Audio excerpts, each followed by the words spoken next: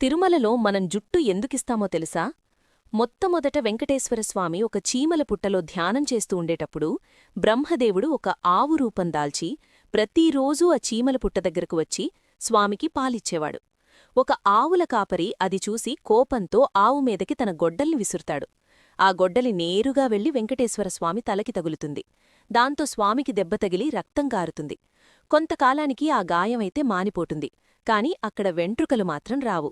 అలా ఒకరోజు వెంకటేశ్వరస్వామి కొండమీద పడుకుని ఉండగా ఆకాశమార్గంలో వెళ్తున్న నీలాదేవి అనే ఒక గంధర్వకన్య వెంకటేశ్వరస్వామిని చూసి కిందకొస్తుంది. తలకి తగిలిన దెబ్బను చూసి ఎంతో బాధపడుతూ తన తలనుంచి కొన్ని వెంట్రుకలను తెంపి వెంకటేశ్వరునికిస్తుంది. అప్పుడు వెంకటేశ్వరస్వామి ఇలా చెప్తాడు: నా అందం కోసం నీ అందాన్ని పాడుచేసుకున్నావు కదా. కలియుగంలో కొండమీదికి వచ్చిన నా భక్తులు తమ జుప్పునిచ్చే సాంప్రదాయం మొదలవుతుంది.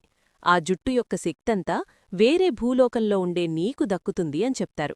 ఇంతకీ తిరుమలలో ఇచ్చే మన జుట్టుని ఏం చేస్తారో తెలిస్తే కామెంట్ చేయండి. తెలియకపోతే గోవిందా గోవిందా అని కామెంట్ చేయండి.